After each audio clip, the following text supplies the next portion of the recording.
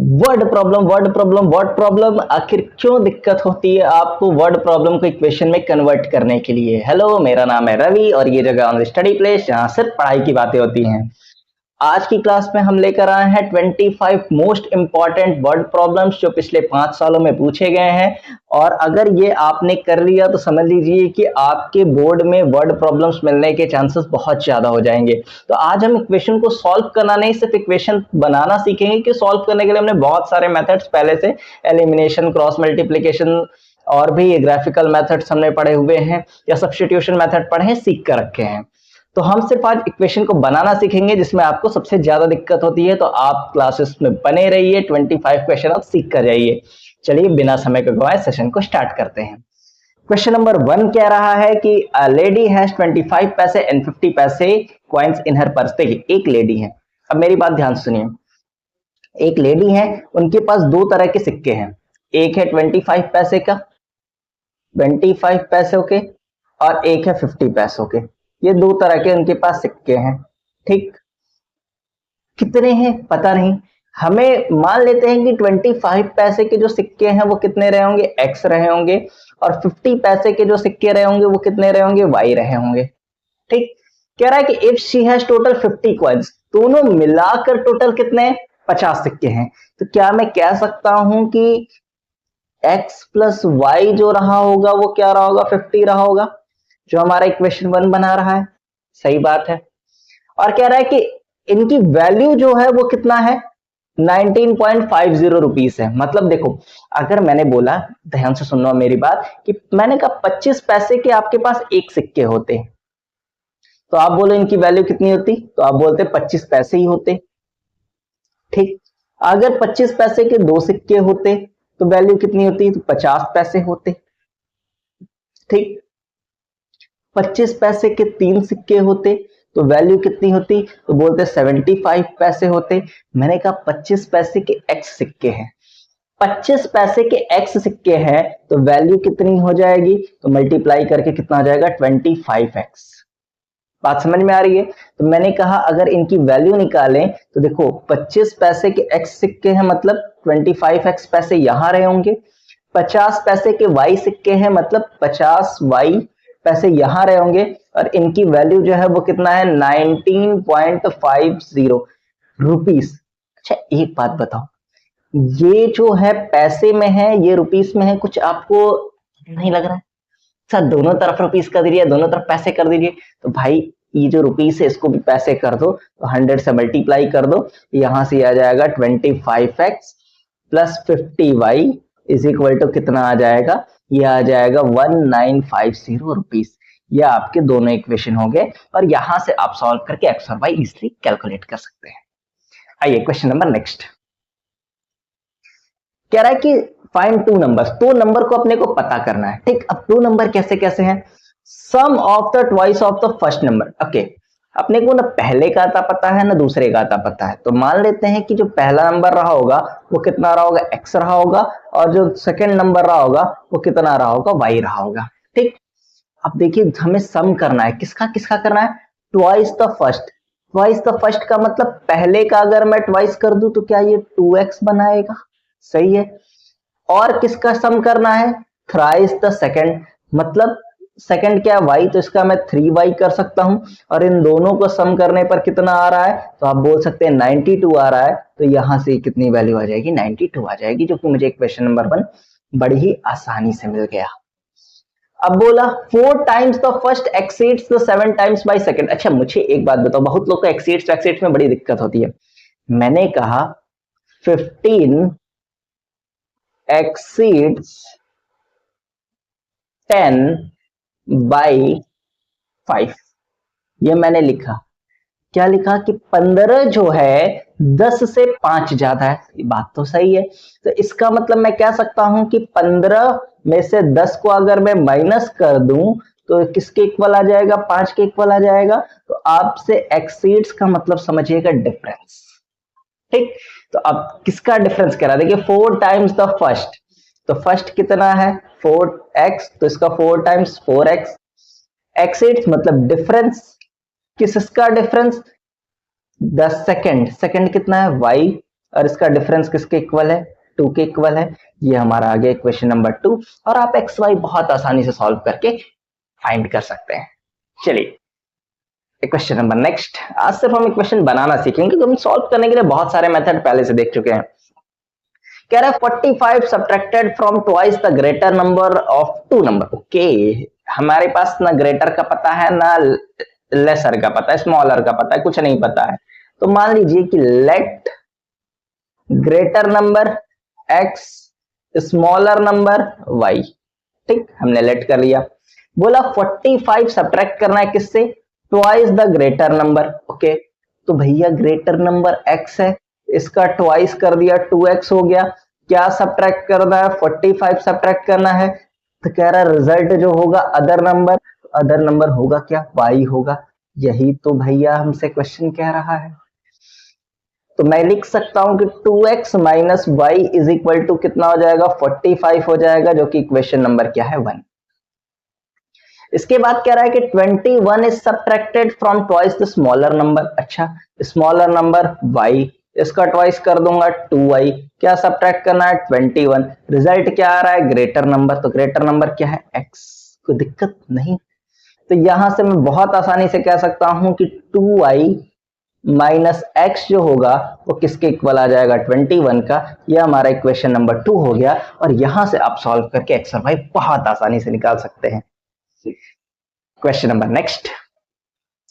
Okay, देखिए question number next कह रहा है कि 2 is added each of the 2 given number. Okay, कौन सा गिवन नंबर भाई, कुछ पता ही नहीं है। तो मान लीजिए कि फर्स्ट नंबर जो हमारे पास था वो x था और सेकंड नंबर जो था वो हमारा y था।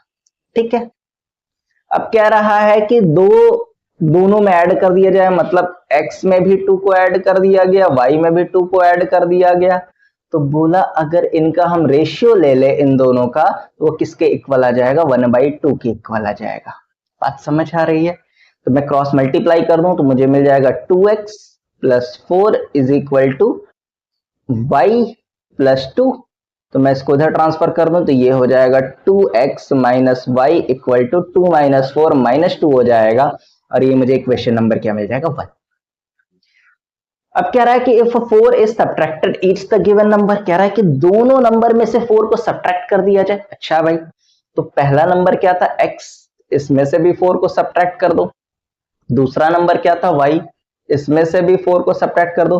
कह रहा है इनका अब रेशियो बन जाएगा 5:11। ओके, फिर क्रॉस मल्टीप्लाई करिए, ये हो जाएगा 11x 44 is equal to 5y minus का 20। बात समझ आ रही है। तो इसको इधर ले आइए, इसको इधर ट्रांसफर करिए तो ये हो जाएगा 11x माइनस का 5y, ये हो जाएगा 44 माइनस का 20। तो सॉल्व करेंगे तो मुझे मिल जाएगा 11x माइनस का 5y इक्वल टू हो जाएगा 24। ये आपका इक्वेशन नंबर सेकंड और दोनों इक्वेशन हमने बहुत इजीली फाइंड कर लिया। सॉल्व करना आपका काम है। ठीक, आइए क्वेश्चन नंबर नेक्स्ट। अब बोला the difference between 2 number is 14। कौन से दो नंबर भाई, पता ही नहीं है। मान लीजिए कि फर्स्ट नंबर x हो जाएगा, सेकंड नंबर y हो जाएगा। ठीक, इनका डिफरेंस x माइनस वाई जो है वो कितना है, 14 है। कोई दिक्कत नहीं सर, क्या ही दिक्कत होगा। अब बोला and the difference between their square. इनके स्क्वायर का डिफरेंस बोला 448 है। ओके, तो मैं अगर पहले वाले का स्क्वायर कर दूं तो x स्क्वायर आ जाएगा, दूसरे वाले का स्क्वायर कर दूं y स्क्वायर आ जाएगा। इनके स्क्वायर का डिफरेंस जो है वो आ जाएगा 448। कोई परेशानी नहीं है। क्या आपको a plus b a minus b जैसा फीलिंग आ रहा है, तो इसको लिख सकते हैं x प्लस वाई और x माइनस का y जो कि किसके इक्वल आ जाएगा, 448 के। तो मुझे एक बात बताइए, क्या x माइनस वाई पता है? बिल्कुल पता है। तो मैं लिख सकता हूं x plus y into 14 equal to कितना आ जाएगा, 448। अब मैं इसको कट कर दूं, 14 3 जा 42, 14 2 जा 28। मुझे x प्लस वाई मिल गया कितना, 32, जो कि मेरा इक्वेशन नंबर सेकंड है। इक्वेशन नंबर 1 है। हमने बहुत आसानी से इक्वेशन को फाइंड कर लिया। चलिए question number next. A number consisting 2 digit number. अच्छा, एक चीज मैं बता दूं, जैसे मान लीजिए कि यहां पर मैंने लिखा 63, तो 63 का मतलब है कि इसमें जो ओरिजिनल नंबर होगा, इसका ओरिजिनल नंबर की अगर मैं बात करूंगा तो ये हो जाएगा 10 इंटू 6 प्लस 3। ये बात याद रखिएगा। तो मेरे पास 2 डिजिट नंबर की अगर मैं बात करूं तो देखिए 2 डिजिट नंबर होता क्या है। तो देखिए 2 डिजिट नंबर की बात करेगा आपसे तो हमेशा याद रखिएगा कि 2 डिजिट नंबर जो होगा वो हमेशा होने वाला है 10x प्लस वाई। ठीक, अगर number let number x y, अगर कोई नंबर एक्स वाई है तो 2 डिजिट का ओरिजिनल फॉर्म जो होगा इसका ये 10x प्लस वाई होगा। ठीक, अगर मैं इसका रिवर्स ऑर्डर पूछूं, रिवर्स ऑर्डर, तो ये हो जाएगा 10y प्लस एक्स। ये कितना हो जाएगा 10y प्लस एक्स। ओके, कोई दिक्कत यहां तक नहीं। मैंने कहा सम ऑफ इट्स डिजिट पूछूं, सम ऑफ इट्स डिजिट पूछूं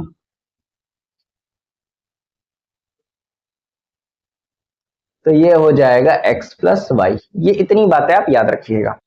ठीक है, अब बोला कि नंबर कंसिस्टिंग ऑफ 2 डिजिट। ठीक है, कोई 2 डिजिट का नंबर है तो 2 डिजिट का नंबर हमेशा क्या होगा 10x प्लस वाई होगा। ये बात याद रखिएगा 10x प्लस वाई। ठीक है, इज 7 टाइम्स, ये 7 टाइम्स है किसके, सम ऑफ इट्स डिजिट, जो कि क्या होने वाला है x प्लस वाई के। कोई समस्या नहीं। अब सॉल्व करेंगे तो यहां से ये हो जाएगा 10x plus y is equal to, ये हो जाएगा 7x प्लस 7y। तो मैं 7x को इधर ले जाता हूँ, y को इधर ले जाता हूँ। मुझे बताइए क्या ये 3x is equal to 6y हो जाएगा? बिल्कुल हो जाएगा। मैं कह सकता हूं कि x की वैल्यू किसके इक्वल आ जाएगी 2y के। ये आपका इक्वेशन नंबर क्या हो गया 1। अब बोला if 21 is subtracted from the number. Okay, तो नंबर मैंने कहा हमेशा क्या होने वाला है, तो 10x प्लस वाई होने वाला है। ये याद रखिएगा।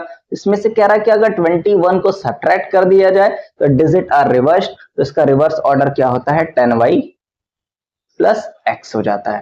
तो 27 को उधर ले आइए, इन दोनों को उधर उठा कर ले जाइए, तो देखिए क्या हो जाएगा 10x प्लस वाई माइनस का 10y माइनस का x इक्वल टू 27। सॉल्व करेंगे तो यहां से ये वैल्यू मिल जाएगी 10x में से x माइनस करेंगे 9x माइनस का 9y इक्वल टू 27। क्या आप 9 कॉमन लेना चाहते हैं? लेना चाहते तो ले लीजिए, इक्वल टू 27। तो कट करेंगे तो कितना आ जाएगा 3 टाइम्स। तो आपको सेकंड इक्वेशन मिल जाएगा x minus Y equal to 3। कोई दिक्कत नहीं। Question number next. चलिए क्वेश्चन नंबर नेक्स्ट देखिए, इस तरह के क्वेश्चन जो होते हैं बेसिकली माना जाता है कि बहुत टफ होता है, लेकिन ऐसा कुछ होता नहीं है। 3 पार्ट में डिवाइड होता है। देखिए, एक होता है प्रेजेंट,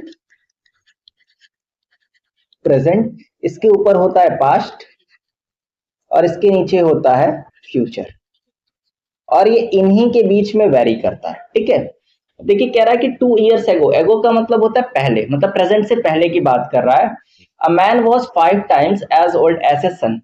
कुछ पता नहीं है, 2 साल पहले की बात कर रहा है, मतलब पास्ट की बातें कर रहा है, 2 साल पहले। तो प्रेजेंट से 2 साल पहले, ठीक, 2 इयर्स बिफोर।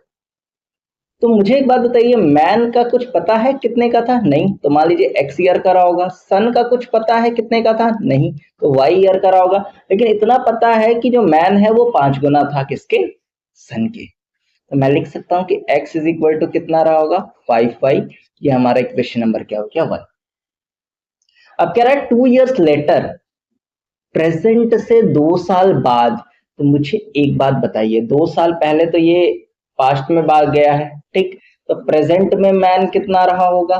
तो प्रेजेंट में मैन रहो गया x प्लस 2, क्योंकि 2 साल पहले की बात कर रहा है। सन कितने का रहा होगा? तो सन प्रेजेंट में रहा होगा y प्लस 2, ठीक। अब 2 साल बाद, तो 2 साल बाद अब मैं बोलूं तो मैन कितने का रहा होगा? तो 2 और ऐड हो जाएगा x प्लस 2 प्लस 2, तो ये हो जाएगा x प्लस 4। सेम इसी तरह सन कितने का हो जाएगा? तो सन हो जाएगा y प्लस 4। अब बोला कंडीशन कि हिज एज, मतलब किसकी? मैन की एज। मैन की एज कितनी है x+4, 8 मोर देन का मतलब 8+3 टाइम्स, 3 टाइम्स का मतलब 3 से मल्टीप्लाई किसके, हिज सन का मतलब y+4 के। आप बहुत आसानी से इक्वेशन तक पहुंच सकते हैं। अब आइए इसकी को सॉल्व कर दीजिए, तो यहां से ये हो जाएगा x+4 इक्वल टू, ये वैल्यू मिल जाएगी 8+3y, और ये कितना हो जाएगा 12। आप इसको सॉल्व कर देंगे तो देखिए क्या क्या सॉल्व हो सकता है। x+4 इक्वल टू, ये हो जाएगा आपका x+4 इक्वल टू हो जाएगा 12+8 20 +3y। तो यहां से सॉल्व करेंगे तो ये हो जाएगा x माइनस का 3y इक्वल टू 20 माइनस का 4। इसको सॉल्व करेंगे तो x माइनस का 3y इक्वल हो जाएगा कितना, 16। ये आपका इक्वेशन नंबर 2 बहुत आसानी से सॉल्व हो जाएगा। ठीक है, चलिए question number next.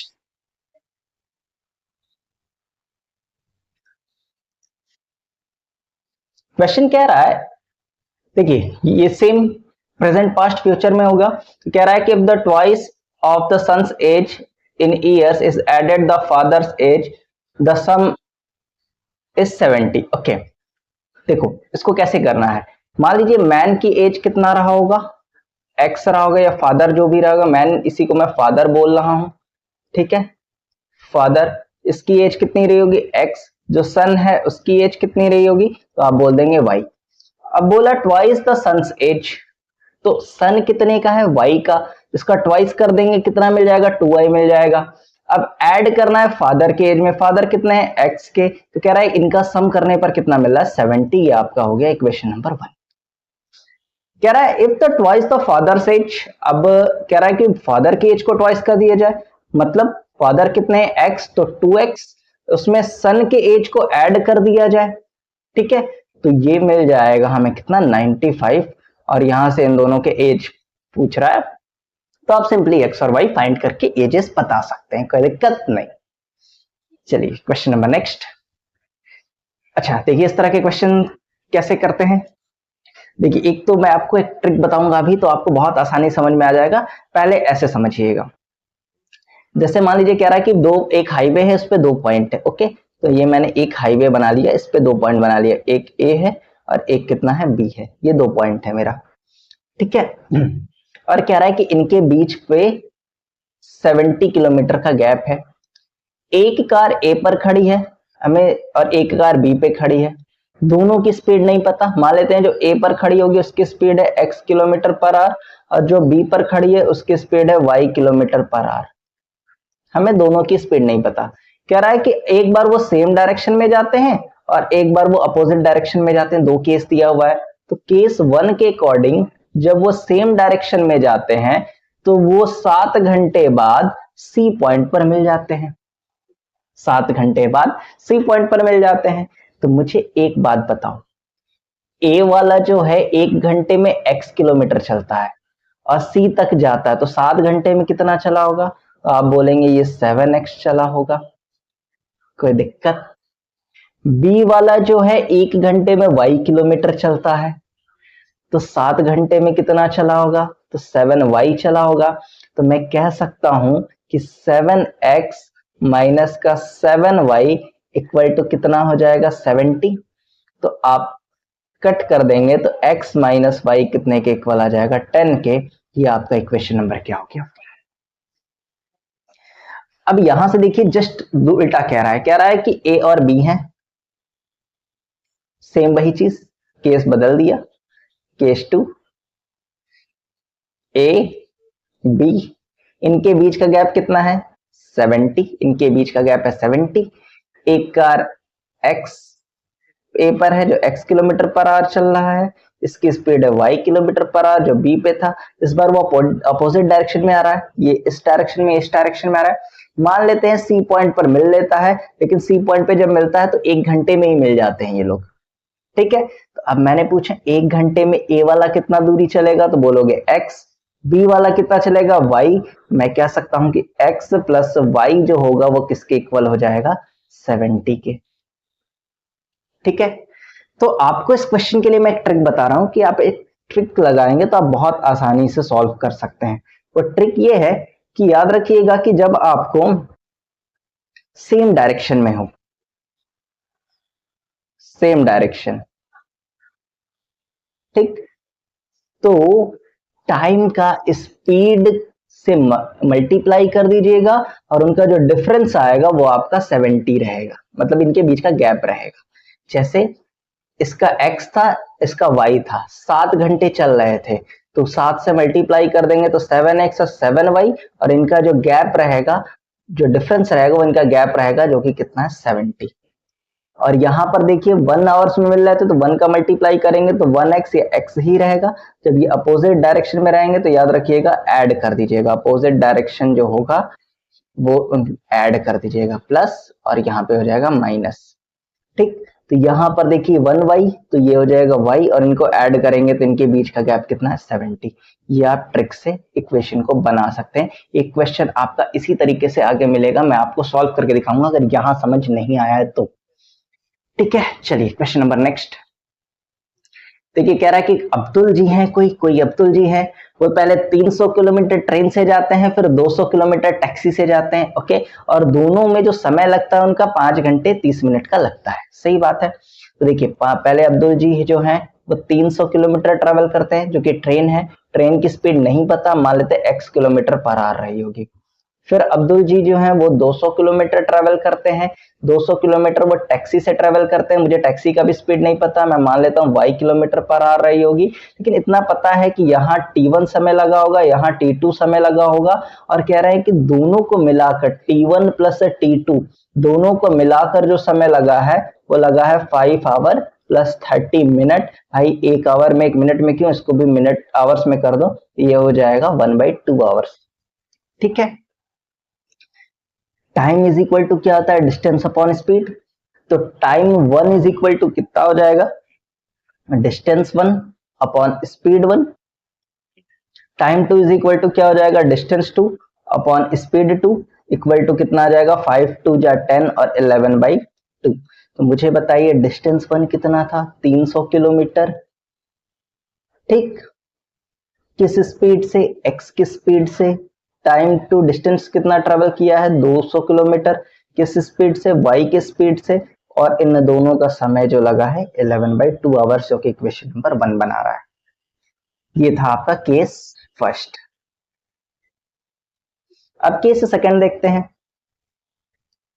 Case second कह रहा है 260 किलोमीटर कितना ट्रेवल कर रहा है ट्रेन से, 260 किलोमीटर ट्रेवल कर रहा है ट्रेन से, ट्रेन की स्पीड हमें पता है x किलोमीटर पर आवर है।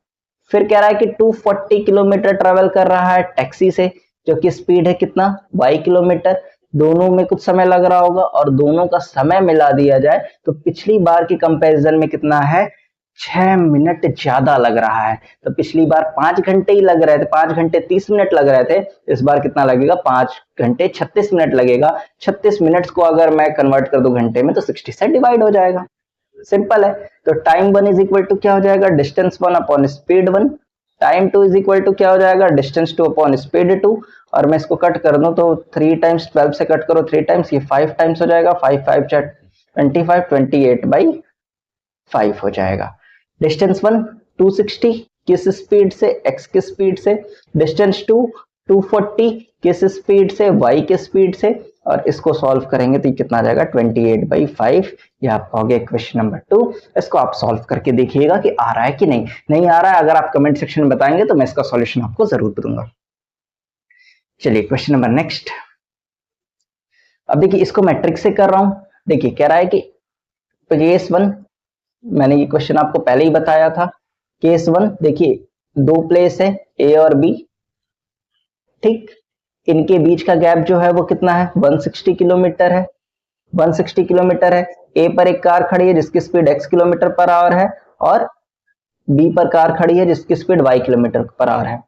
ठीक है, अब देखिए सेम डायरेक्शन में मैंने बताया था कि अगर वो सेम डायरेक्शन में चले तो क्या होता है, माइनस हो जाता है। तो देखिए सेम डायरेक्शन में कितने घंटे ट्रेवल कर रहे हैं, तो देखिए कह रहा है कि जब वो सेम डायरेक्शन में 8 घंटे ट्रेवल कर रहे हैं, 8 से दोनों में मल्टीप्लाई कर दीजिए तो ये हो जाएगा 8x 8y, और इनका डिफरेंस जो हो जाएगा वो किसके इक्वल आ जाएगा, 160 के इक्वल आ जाएगा। Question number 1। अब देखिए अपोजिट डायरेक्शन में जब ये ट्रेवल करे तो कितने घंटे ट्रेवल करे, 2 घंटे। तो यहां से कितना हो जाएगा, 2x plus 2y, opposite direction में प्लस हो जाता है, और ये इक्वल किसके आ जाएगा, 160 के। यहां से आपका आ जाएगा इक्वेशन नंबर 2, और आप बहुत आसानी से इसको सॉल्व कर सकते हैं। चलिए क्वेश्चन नंबर नेक्स्ट। देखिए बोट एंड स्ट्रीम का क्वेश्चन है। तो देखिए बोट एंड स्ट्रीम में आपको पता होगा कि दो तरह की स्पीड होती है। एक होती है अपस्ट्रीम की स्पीड, अपस्ट्रीम जो स्पीड ऑफ अपस्ट्रीम होता है वो x माइनस वाई होता है। x क्या होता है, x होता है स्पीड ऑफ बोट या speed of man, speed of boat या मैन, और y जो होता है वो होता है speed of stream, speed of stream. ठीक है। तो यहां, और अगर मैंने कहा कि डाउन स्ट्रीम की बात करेंगे, डाउन स्ट्रीम का मतलब क्या होता है, टुवर्ड्स द स्ट्रीम, मतलब अगर मैं अगेंस्ट द स्ट्रीम चलता हूं, मतलब स्ट्रीम किसी और डायरेक्शन में, मैं किसी और डायरेक्शन में अगर तैर रहा हूं तो समझ लीजिए वो अप स्ट्रीम होगा। अगर स्ट्रीम के डायरेक्शन में मैं तैर रहा हूं तो वो क्या हो जाएगा, डाउन स्ट्रीम हो जाएगा। तो ऐसे केस में क्या होता है, इसको मैं एच टी से लिखता हूं, जो कि क्या होता है, एक्स प्लस वाई हो जाता है। ये इसके स्पीड में बस चेंजेस आते हैं, बाकी सब कुछ वैसे ही रहता है, कोई भी चेंजेस नहीं आते हैं। कह रहा है कि अ boat goes 30 kilometre up stream and 44 kilometre down stream और 10 आवर्स। भैया 30 किलोमीटर जाने में कुछ समय लगा होगा T1, 44 किलोमीटर जाने में कुछ समय लगा होगा T2, और कह रहा है कि दोनों को मिलाकर जो लगा वो कितना लगा है, 10 आवर्स लगा है। तो मुझे बताइए T1 प्लस T2 मिलाकर मुझे कितना लगा है, 10 आवर्स लगा है। तो टाइम 1 इज इक्वल टू, अभी अभी हमने पढ़ा distance 1 upon speed 1, time 2 is equal to हमने पढ़ा डिस्टेंस 2 अपॉन स्पीड 2, ठीक है, इज इक्वल टू 10 आवर्स। तो डिस्टेंस 1 कितना ट्रेवल किया है, तो बोलोगे 30 किलोमीटर। किस स्पीड से किया है, तो बोलोगे कि सर ये अप स्ट्रीम में किया है, और अप स्ट्रीम में स्पीड कितनी होती है, x माइनस वाई होती है। डिस्टेंस 2 कितना ट्रेवल किया, 44 किलोमीटर। किस स्पीड से, डाउन स्ट्रीम में किया, और डाउन स्ट्रीम में स्पीड हमने कितना लिखा है, x प्लस वाई होता है, और ये दोनों मिलाकर कितना लगा, 10 आवर्स। ये आपका इक्वेशन नंबर कितना हो गया, 1। बात समझ आ रही है। चलिए केस सेकंड पढ़ते हैं। केस सेकंड, तो केस सेकंड कह रहा है कि इस बार 40 किलोमीटर वो अप स्ट्रीम में जाता है और 55 किलोमीटर डाउन स्ट्रीम में जाता है। भाई 40 किलोमीटर चलने में कुछ समय लगा होगा, मान लेते हैं T1 समय लगा होगा। 55 किलोमीटर चलने में कुछ समय लगा होगा, मान लेते हैं T2 समय लगा होगा। तो T1 प्लस T2 मिलाकर कितना समय लगा, तो बोलोगे 13 आवर्स। तो time 1 is equal to distance 1 upon speed 1, time 2 is equal to distance 2 upon speed 2 is equal to कितना हो जाएगा, 13 आवर्स। तो डिस्टेंस 1 कितना ट्रेवल किया है, 55 सेकंड केस में। किस स्पीड से, डाउन स्ट्रीम में किया है, नहीं सॉरी 40 किलोमीटर किया है भाई, 40 किलोमीटर, पहला डिस्टेंस 40 किलोमीटर किया है। 40 किलोमीटर किस स्पीड से, अप स्ट्रीम में किया है, तो अप स्ट्रीम की speed x minus y. Distance 2 जो ट्रेवल किया है वो 55 किया है।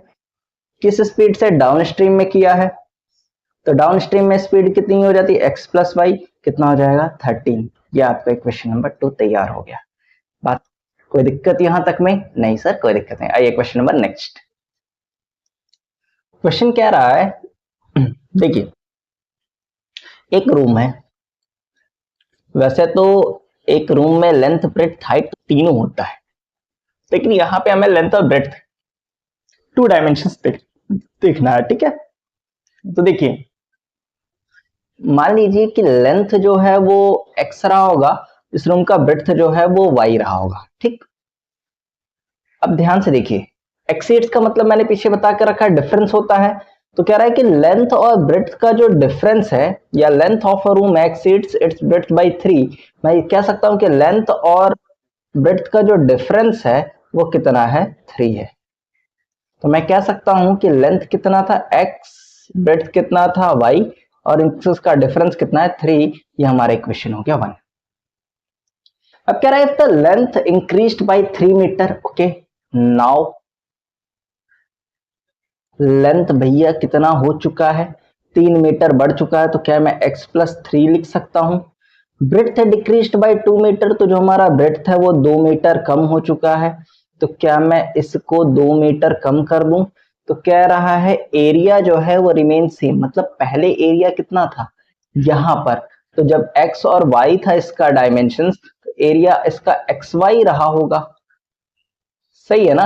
तो मतलब अभी भी जब एरिया हमने निकाला तो ये किसके इक्वल है, एक्स वाई के है। तो एरिया इज इक्वल टू क्या होता है अभी वाले केसेस में, सेकंड केस में एरिया इज इक्वल टू होता है length into breadth.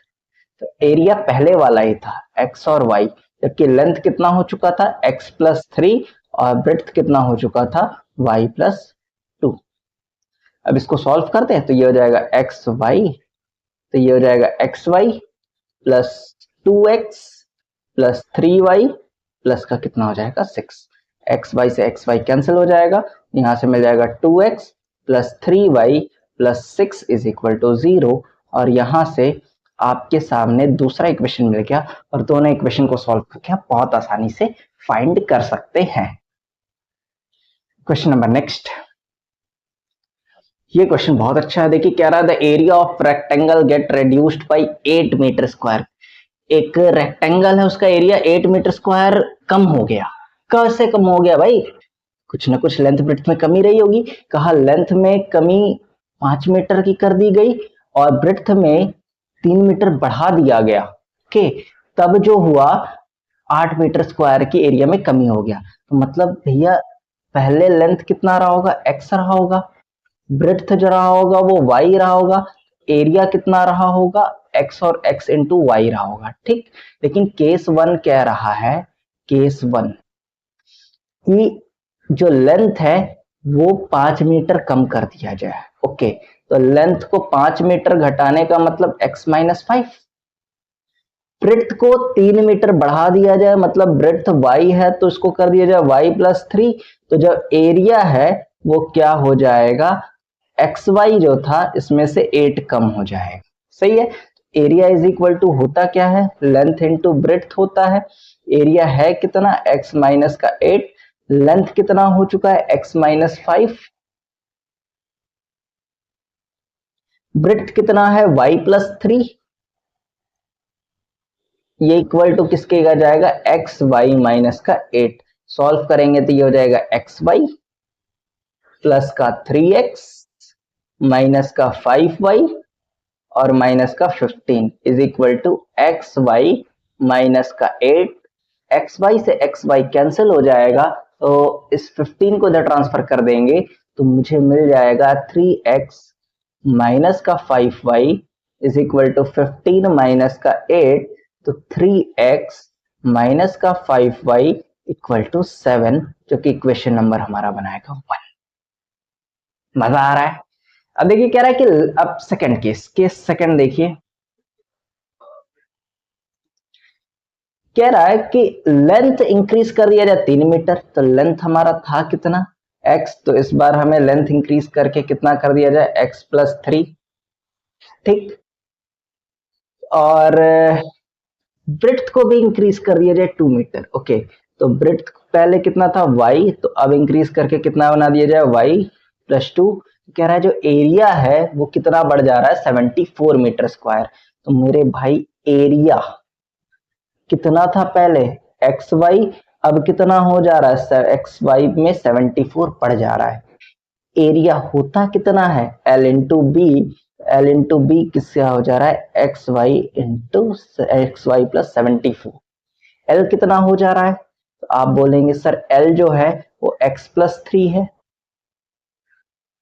B Y plus 2 है, ये इक्वल हो जा रहा है एक्स वाई प्लस 74 के, ठीक। अब सॉल्व करेंगे तो देखिए क्या हो जाएगा एक्स वाई, ठीक है, प्लस का 2x प्लस का 3y और प्लस का 6 is equal to x y plus का 76, एक्स वाई से एक्स वाई कैंसिल कर दीजिए, 6 को उधर भेज दीजिए, तो आपको मिल जाएगा 2x plus 3y equal to 70। ये आपका इक्वेशन नंबर 2 हो गया और आप आसानी से इक्वेशन तक पहुंच सकते हैं। सही है। चलिए क्वेश्चन नंबर नेक्स्ट। ओहो, क्या बेहतरीन क्वेश्चन है। रेलवे में सफर किया है आपने? रेलवे में सफर किया होगा तो आपने दो तरह के टिकट्स देखे होंगे, एक जनरल टिकट और एक होता है रिजर्वेशन चार्ज। तो देखिए, जनरल टिकट में जो जनरल में हम सफर करते हैं सेकंड क्लास, सिर्फ उसका रेट लिया जाता है जनरल टिकट, ठीक। और रिजर्वेशन क्लास में अगर आप सफर करेंगे तो दो टिकट लिया जाएगा। रिजर्वेशन क्लास के लिए आपके लिए जनरल टिकट, जनरल चार्ज तो होगा ही, general charge plus reservation charge, ये दो तरह के चार्जेस देने पड़ते हैं, ठीक है। और आपने ये भी नोटिस किया होगा कि आपके साथ कोई बच्चा है तो उसके साथ हाफ टिकट लगता है ना। हाफ टिकट जैसे मान लीजिए कि हमारा 100 रुपए किराया है तो उसका 50 ही लगेगा। तो यहां भी वो रूल्स अप्लाई हो रहे हैं, ऐसा नहीं है। तो देखो कह रहा है कि एक रेलवे का हाफ टिकट जो है वो हाफ है फुल फेयर के, मतलब अगर आप किसी बच्चे का टिकट लिखते हैं तो जितना फुल फेयर है उसका हाफ लगेगा, ये जनरल चार्ज है, ठीक है। रिजर्वेशन चार्ज लेकिन दोनों पे सेम लगेगा, अगर उसका आप रिजर्वेशन करवा रहे हैं तो मान लीजिए रिजर्वेशन चार्ज जो दोनों पे सेम लगेगा। तो मुझे नहीं पता है फिलहाल अभी जनरल चार्ज कितना है। और जैसे मान लीजिए मैं आपको एक एग्जांपल देता हूं, मान लीजिए कि एक जनरल चार्ज जो है 50 रुपए है, ठीक है, और रिजर्वेशन चार्ज जो है वो 100 रुपए है, ठीक। तो मान लीजिए मैं एक सीट का रिजर्वेशन करवाता हूं तो मुझे 50, मान लीजिए एडल्ट टिकट लेता हूं मैं, एडल्ट टिकट अपने लिए, ठीक। तो मुझे 50 अपना और 100 रिजर्वेशन चार्ज 150 देना होगा। मान लीजिए मैं किसी बच्चे का रिजर्वेशन करवाता हूं तो इसमें डिफरेंस क्या आएगा, ये जो रिजर्वेशन चार्ज है वो सेम 100 ही लगेगा, जो जनरल चार्ज है उसका हाफ लगेगा, 25 ही लगेगा, तो उसके लिए मुझे 125 रुपए देने होंगे। ये बात समझ में आ रही है। फिलहाल यहां मेरे को कुछ भी नहीं पता है कि जनरल चार्ज कितना है और रिजर्वेशन चार्ज कितना है। मैं मान लेता हूं कि जनरल चार्ज जो x रुपए रहा होगा, रिजर्वेशन चार्ज जो रहा होगा वो y रुपीस रहा होगा, ऐसा मैंने अपने अकॉर्डिंग मान लिया है, ठीक है। अब कह रहा है कि one reserved first class ticket, एक आदमी है जो एक रिजर्व्ड फर्स्ट क्लास टिकट लिया मुंबई टू दिल्ली, तो भैया एक रिजर्वेशन का चार्ज कितना, उसको x रुपए देना पड़ा होगा जनरल चार्ज, उसमें उसको रिजर्वेशन चार्ज देना होगा, और दोनों को मिलाकर उसने दिया है 4150 रुपए। ये आपका इक्वेशन 1 है, ठीक। भाई दूसरा एक और आदमी है, कह रहा है कि उसने एक फुल टिकट लिया है, फुल टिकट तो जनरल चार्ज आपको पता है, general charge plus reservation charge दिया होगा, ठीक है। और एक half reserved first class ticket लिया है, तो हाफ के लिए तो भाई जनरल चार्ज x था तो इसका हाफ कितना हो जाएगा, x/2 हो जाएगा, प्लस रिजर्वेशन चार्ज इसमें भी उसको देना पड़ा होगा। ये दो टिकट है, पहले टिकट का कॉस्ट इतना, दूसरे टिकट का कॉस्ट इतना, और दोनों को मिलाकर उसने बोला कितना देना पड़ा, 6255 रुपीस देना। ये बात समझ आ रही है? आ रही है। तो सॉल्व करेंगे तो देखिए कितना हो जाएगा, 2x, देखिए कितना हो जाएगा 2x plus x3 x/2 plus यहां से y और y 2y इक्वल टू हो जाएगा कितना, 6255। अगर मैं इसको सॉल्व कर दूं तो यहां से देखिए कितना हो जाएगा, 3x plus 4y by 2 equal to 6255।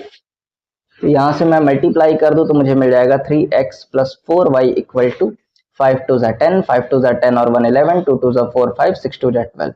ये मेरे पास सेकंड इक्वेशन आ गया, और यहां से आपको सॉल्व करके x और y निकालना है। बताइए निकाल सकते हैं? बहुत आराम से निकाल सकते हैं। Question number next. ये क्वेश्चन रिपीट हो गया, कोई बात नहीं, चलिए ये भी रिपीट हो गया, ये भी रिपीट हो गया, कोई बात नहीं, हमारे पास क्वेश्चन की कमी नहीं है, ठीक है। ये क्वेश्चन मैं आपके लिए होमवर्क में देकर जा रहा हूं, इस तरह के क्वेश्चंस मैंने करवाए हैं आपको। चलिए आप मुझे सॉल्व करके बताइएगा कि कैसा रहा। हाँ ये देखिए, कह रहा है the larger of the two supplementary angle. Supplementary angles क्या होते हैं? ऐसे दो एंगल्स जिनको सम करने पर कितना आना चाहिए? 180 आना चाहिए। तो मेरे भाई एक एंगल मान लीजिए x है, एक एंगल y है, इनको सम करने पर कितना आना चाहिए? 180। तो अभी ये सप्लीमेंट्री होंगे, तो ये इक्वेशन तो आपको ऐसे ही मिल गया। एक्सीड्स वाला केस है, मतलब डिफरेंस है बड़े माइनस छोटे का। तो मान लेते हैं x जो रहा होगा वो लार्जर रहा होगा, y जो रहा होगा वो स्मॉलर रहा होगा। तो कह रहा है इनका डिफरेंस जो है वो किसके इक्वल है? 18 के इक्वल है।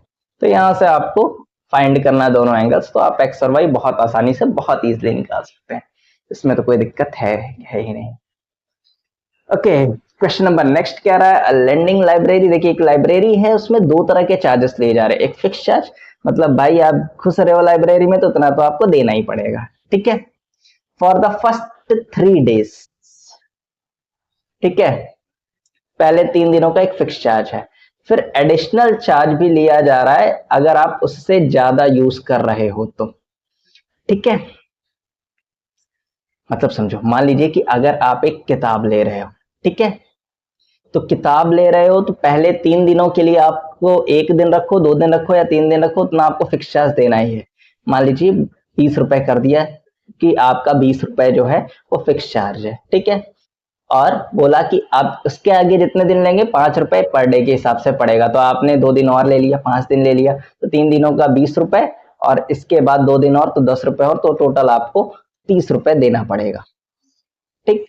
लेकिन हमें इन दोनों का आइडिया नहीं है कि 20 है कि 10 है कि 30 है। तो मैं मान लेता हूं कि जो फिक्स्ड चार्ज रहा होगा, फिक्स्ड चार्ज वो मेरा रहा होगा x रुपए, और जो मेरा एडिशनल चार्ज रहा होगा पर डे का वो रहा होगा मेरा y रुपीस पर डे, ठीक। अब देखिए कोई मोना है, मोना जी हैं, ठीक है, उन्होंने 27 रुपए दिया और किसी बुक को 7 दिन तक रखा। तो देखो कैसे दिया होगा, x रुपए तो उन्होंने फिक्स्ड चार्ज दे दिया होगा 3 दिनों का, 7 दिनों का रखा मतलब 4 दिन और यूज किया होगा। तो भाई एक दिन का y रुपए तो 4 दिन का 4y दिया होगा, और इन दोनों को मिलाकर कितना दिया? 27 रुपए। ये आपका इक्वेशन नंबर 1। जबकि कोई तन्वी जी है, तन्वी जी ने 21 रुपए दिया, ठीक है, 5 दिन। तो 5 दिनों में 3 दिनों का x रुपए दिया होगा, 2 दिनों का 2y दिया होगा, इसको मिलाकर 21 रुपए दिया। ये आपका क्या हो गया? एक तो इक्वेशन तैयार। बात समझ आ रही है? चलिए क्वेश्चन नंबर नेक्स्ट।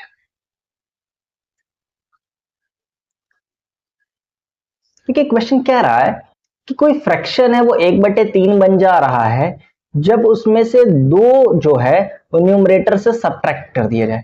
तो भाई एक फ्रैक्शन जो होता है ना वो 2 चीजों से मिलकर बना होता है। एक बनता है न्यूमरेटर और उसके नीचे होता है डिनोमिनेटर। न्यूमरेटर अपॉन डिनोमिनेटर ही फ्रैक्शन बनाता है। अपने को जो ना न्यूमरेटर का था पता है ना डिनोमिनेटर का, तो मान लेते हैं कि न्यूमरेटर x रहा होगा, डिनोमिनेटर y रहा होगा, ठीक। अब बोला कि जब 2 को न्यूमरेटर से सब्ट्रैक्ट कर दिया जाए, ठीक है, तो x था न्यूमरेटर, इसमें से 2 को सब्ट्रैक्ट कर देंगे तो x-2 हो जाएगा। डिनोमिनेटर को टच नहीं करेंगे, वैसे ही करेंगे, तो ये फ्रैक्शन जो हो जाएगा वो कितना हो जाएगा? 1/3। सही है। अब मैं क्रॉस मल्टीप्लाई कर दूं तो ये हो जाएगा 3x - 6 is equal to y। तो इसको मैं ट्रांसफर कर दूंगा तो ये मुझे मिल जाएगा 3x - y इक्वल टू 6, जो कि इक्वेशन नंबर 1। अब क्या रहा है? It becomes 1/2 when 1 is subtracted from the denominator। मतलब डिनोमिनेटर y से 1 को हटा दिया जाए, कम कर दिया जाए, लेकिन न्यूमरेटर को टच ना किया जाए, x ही रखा जाए, तो उस केस में ये कितना बन जाता है? 1/2। क्रॉस मल्टीप्लाई कर दो, 2x is equal to y minus का 1, तो ट्रांसफर कर दो तो ये हो जाएगा 2x minus Y equal to -1। ये आपका इक्वेशन नंबर 2। एक्स वाई आप फाइंड कर सकते हैं और बहुत आसानी से फ्रैक्शन को पता कर सकते हैं, ये आपका काम है। देखिए अब यहां से क्वेश्चन कैसे पूछ रहा है? The sum of the areas of 2 squares. Okay, 2 square है, ठीक, 2 स्क्वायर है, एक स्क्वायर है ए बी सी डी, और मेरे पास दूसरा जो स्क्वायर है थोड़ा मैं छोटा ले लूं क्या, E F G H square तो बना नहीं, पर आपको समझने में क्या ही जाता है। ठीक, दो स्क्वायर है। अब इनके एरियाज, भाई स्क्वायर है तो सभी साइड इक्वल होंगे, मान लीजिए इसके साइड्स ए रहे होंगे, ये एक्स रहा होगा, ठीक, तो ये भी एक्स रहा होगा, ये भी एक्स रहा होगा, ये भी एक्स रहा होगा, इसका एरिया कितना हो जाएगा एक्स स्क्वायर। ये वाई रहा होगा तो ये भी वाई रहा होगा, ये भी वाई रहा होगा, ये भी वाई रहा होगा, तो ये कितना हो जाएगा वाई स्क्वायर। हम बोल रहा है कि इनके एरिया के सम जो है वो कितना होने वाला है 640, मतलब x square plus y square हमें कितना मिलने वाला है 640। ये बात समझ आ रही है आपको? तो कह रहा है the difference of their perimeter. Okay, perimeter कितना होता है, तो पेरीमीटर तो आपको पता है 4x होता है, या 4 इंटू साइड्स होता है, 4x minus 4y equal to कितना हो जाएगा 64।